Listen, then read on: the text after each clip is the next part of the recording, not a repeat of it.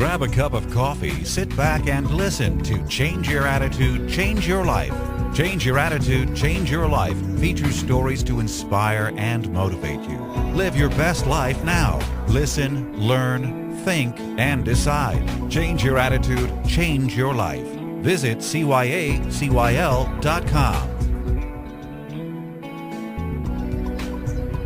Welcome to Change Your Attitude, Change Your Life. I'm Joan Herman. Thanks for tuning in.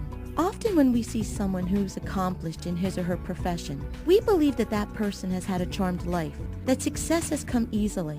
In reality, that is seldom the case. Our guest today, Mary Higgins Clark, is a wonderful example of what can be achieved with faith in God, hard work, belief in oneself, and personal sacrifice.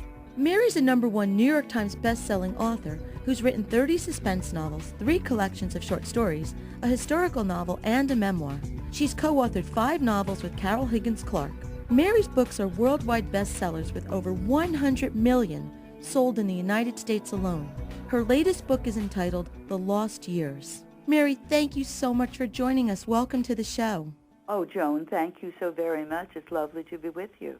Mary, as I said in the lead-in, people often tend to think that when someone like you who has achieved so much in her life, they think that this is something that just happened and that you've had this charmed life and this really easy path. And they also think that it's something that can never happen to them. And that's why I love your story so much. For me, your story gives all of us hope because it illustrates that anything is really possible. And especially to a young woman who is sitting home now and maybe a single mom or is trying to figure out her role in the world and how she fits in, I think that what you've been able to accomplish will give that woman the inspiration she needs perhaps to take that first step. So that's why I'm really very happy that you're joining us today. Oh, well, thank you. And I do understand, of course, about being a single mom because I was widowed at 36 with 5 young children. So I was there, been there, done it, you know. Well, and that's where I'd like to start. That was before you wrote your first book. And as you said, you were widowed with 5 children. And was being a writer something that you always dreamt about, or did it just happen in some way? Well, no, Joan, from the day I was born, well, let's put it this way. From the day I could put sentences together, I was writing. Mm-hmm. I've always believed that the legendary godmothers come and visit us at our cradle. And the one who might have given me the voice of an angel did not show up. Mm-hmm. The one who might have made me a graceful dancer was out of town. Mm-hmm. My daughters remind me that the hems of their school uniforms were scotch-taped, which is entirely true.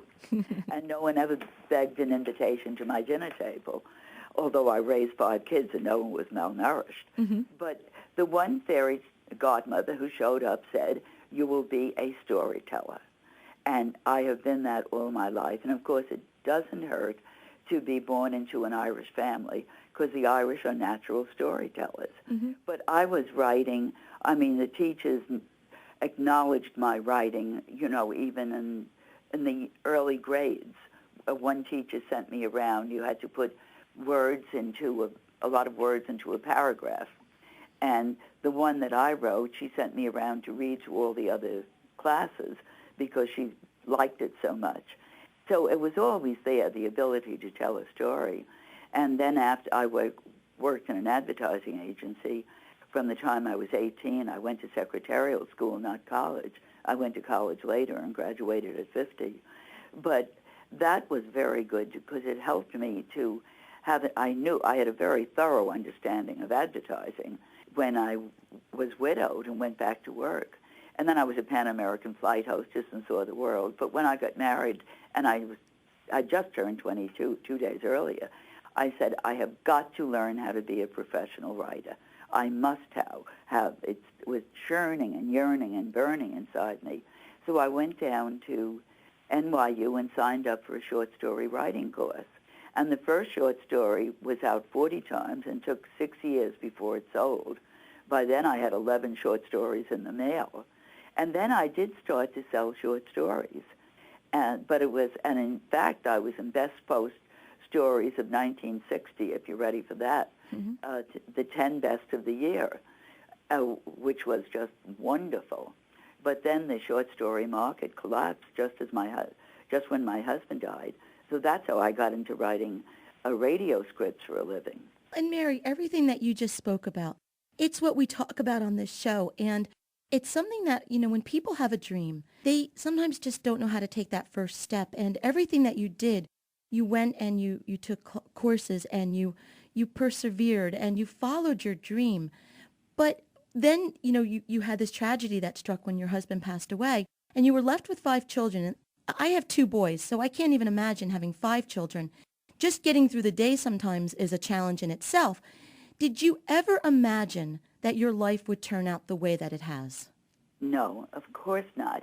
I tell you, Joan, I did think that I would be a published writer because when I was 15, after school, I would take the train down and at the Hotel Shelton in New York on 49th Street and Lex, I would be a telephone operator. Those were the old boards, Hotel Shelton, good afternoon. And if I got down early, I would walk along Fifth Avenue and window shop the clothes I would have when I was a successful writer. And at that point, my God, we had to give up the house after my father died. He died when I was 11. And my 2 brothers and my mother and I moved into a 3-room apartment over the tailor shop.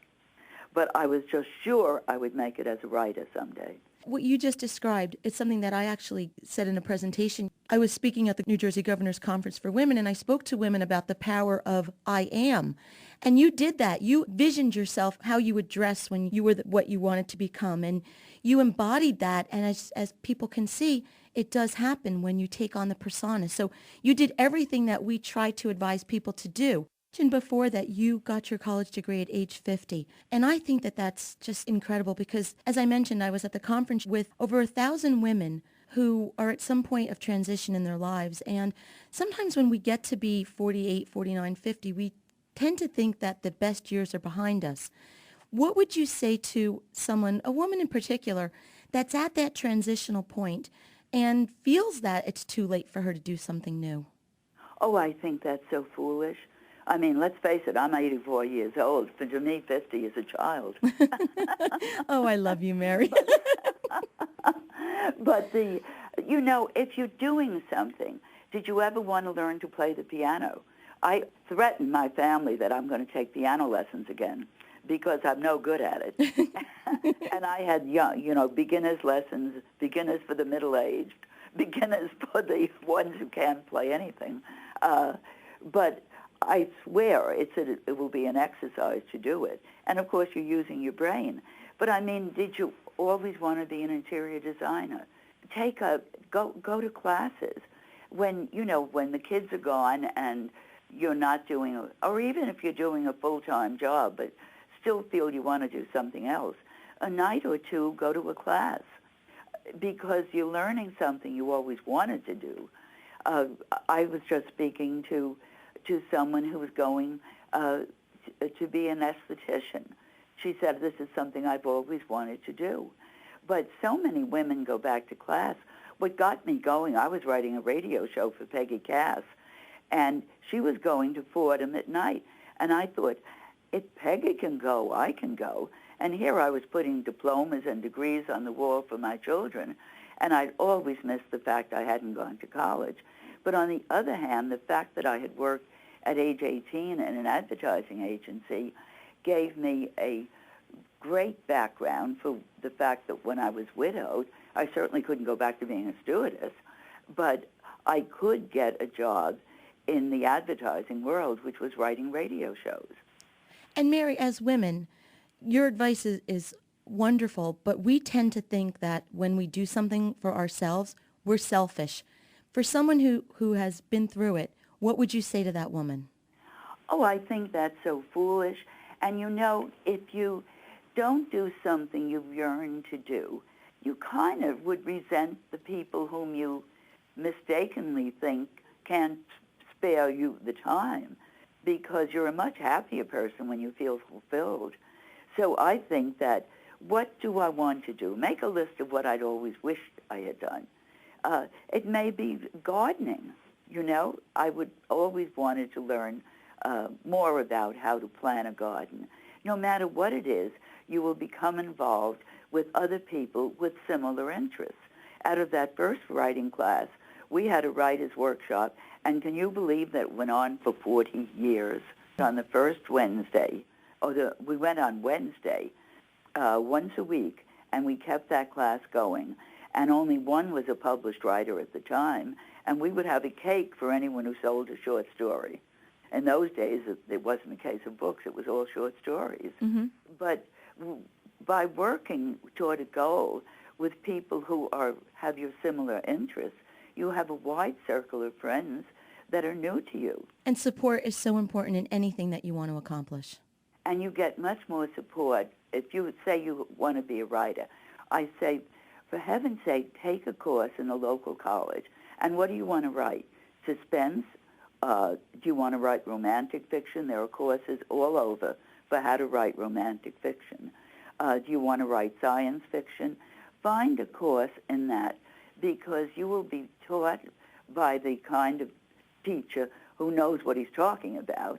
You will have agents and editors, sometimes speakers, at the class, and you will get to know people in the same field. And then if you get an assignment, if you're at all serious about doing it, you'll fill that assignment. I remember when we were told to write a short story, we all looked dismayed. And the professor said, write about what you know. He said, Mary, you've been a Pan-American hostess.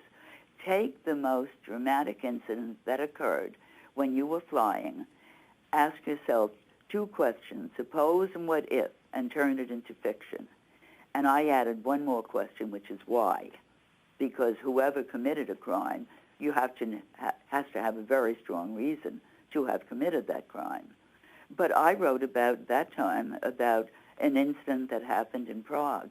I was on the last American plane that went into Prague before the Soviets closed it down. And that story sold. It was years later, but it sold. So if you want to be an artist, my friend went to art school, and she learned to paint beautifully. It was something she always wanted to do, and she had such enormous satisfaction out of painting, such joy out of it. And of course, she often painted. She had her own place at home, but she often painted in the studio with friends, new friends, different friends. I believe in it. Follow the dream. I don't care whether you're 50 or 15, follow it. Well said, Mary. Mary, we need to take a break. When we return, I'm going to talk to Mary about her latest book, The Lost Years. This is Change Your Attitude, Change Your Life. Stay with us. We'll be right back. Change Your Attitude, Change Your Life now has a free monthly digital magazine that can be read online or emailed to your inbox. Each month, nationally recognized leaders in their field provide the information that you need to inspire and motivate you. We believe in a holistic approach to life, incorporating mind, body, and spirit. As philosopher Francis Bacon said, knowledge is power. Use the wisdom provided in the publication and apply it to your everyday life. Visit cyacyl.com for more information or to begin your free subscription. That's cyacyl.com. Welcome back to Change Your Attitude, Change Your Life. I'm Joan Herman, and our guest today is New York Times bestselling author Mary Higgins Clark. Mary, you have a new book that's just come out, The Lost Years, and we're going to talk about that in a moment. But before we do, I'd like to ask you, with so much that you've achieved in your life, you've seen so much, you've experienced so much, why keep writing? Do you ever say, maybe it's time I'm just going to go lie on a beach with a margarita and take it easy? First of all, if I lie on the beach, I'll get burned to death. I've got that Irish skin. It never tans. It burns and peels, so I was never one. I always loved the water. I used to love to throw myself in the ocean. I stick to a pool now because if I got knocked down, I couldn't get up, which isn't the greatest idea to do. But I would miss writing. Right now, I haven't written for a few months. I mean, I turned the book in January. But now I'm itching to write. I've been up at the computer and saying, suppose this and suppose that. I even did the first chapter of a book, which I'm not sure I will use. But the itch to write is so strong that I simply have to do it. I don't have a choice in it. Mary, what's your new book, The Lost Years, about? The Lost Years is the story of a parchment that was written by Christ, or may have been written by Christ, and it has been missing for 600 years. My editor suggested it, Michael Corder, my editor of 37 years, and last year he said, Mary, I was thinking, if I want you to do a book with a biblical connotation, let's say a parchment has been found that was written by Christ. And I said, Michael, that's absolutely crazy. I'm a suspense writer. It would seem irreverent or even sacrilegious to do that. But the more I thought about it, the more I thought it is perfectly possible and plausible. Christ was well educated. The Jewish children went to temple 3 times a day. At age 12, he was astounding the scholars with his knowledge of the scriptures. Suppose he did write a parchment, and then to whom would he write it? And I thought, Joseph of Arimathea. Joseph was a secret disciple of Christ. For a long time, he had voted against his execution at the Sanhedrin, and in the Palm Sunday Gospel we hear, Joseph, a just and upright man and a secret disciple of Christ, had the courage to go to Pontius Pilate and request the crucified body of Christ to lay in his own new tomb. And I thought, wouldn't Christ have possibly, foreseeing that and knowing the kindness Joseph had shown him, wouldn't it be possible if he wrote a letter to him before he died? And afterwards, Peter brought it with him to Rome, and it was in the Vatican library, and the popes could not agree on whether it was genuine. And in 1494, one pope ordered it destroyed. And one of the cardinals was so horrified that he ordered the librarian to call in a monk and give him the parchment, take it back to the monastery, and keep it safely hidden. And the monk slipped away with the parchment in his sleeve, and it was not seen again for 600 years until this story begins. Mary, that's what I like so much about your books, because not only do you entertain us, but you make us think. And I know that it's been important to you throughout your career to not sell out.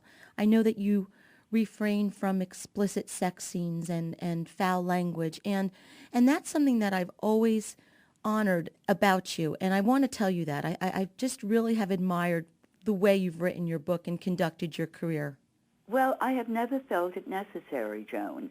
And I'm not standing on a soapbox saying to people, don't write this or that. People will write what they want to write. But frankly, I think some of the best stories, well, look at Jane Eyre is a passionate love story. And yet there is not a single scene in it that that is explicit. Wuthering Heights is a passionate love story. The Woman in White is a wonderful suspense story. That was the first of the genre, really, Wilkie Collins. And yet you don't hear language in it that you would not use in front of a child. And I just felt it was never necessary. Alfred Hitchcock had wonderful movies, classic movies. They're still classics. And he never showed the violence on camera. You saw the knife extending, in his hands. Think of Psycho, that scene, that 17-second scene, that with all the devices that are used today to show horror, that has been voted the best psychologically terrifying scene. You never see the knife touch her body. You see her silhouette against the shower curtain, and you see the knife plunging, but you never see it touch her. And then you see a river of blood or a trickle of blood in the drain. And you can horrify people or terrify them without being explicit. Let the mind work. I always prefer footsteps on the stairs. We've been enjoying a conversation today with New York Times bestselling author Mary Higgins Clark. If you'd like more information about Mary, you can visit her website, maryhigginsclark.com. And as always, you can visit our website, cyacyl.com. That stands for Change Your Attitude, Change Your Life. While on our site, listen to past shows as podcasts, read the digital magazine, sign up for our mailing list, take part in our book club, And be sure to follow the show on Facebook and Twitter. Mary, we're almost out of time, but in 30 seconds or less, what would you say your greatest blessings in life have been? Blessings in life, certainly my children. I was blessed enough to be married to a gem for 15 years, a prince, and now married to another prince for 15 years. And certainly my faith has been the basis of all that I am and the way I think and the way I conduct my life. Mary, as I told you earlier, it has been an honor for me to have you here today. I am a fan of your work and I admire what your life stands for. So it's really been a privilege for me, and I would love to have you come back anytime that you would like. Thank you so much, Joan. That's lovely. This is Change Your Attitude, Change Your Life. I'm Joan Herman. Thanks for tuning in.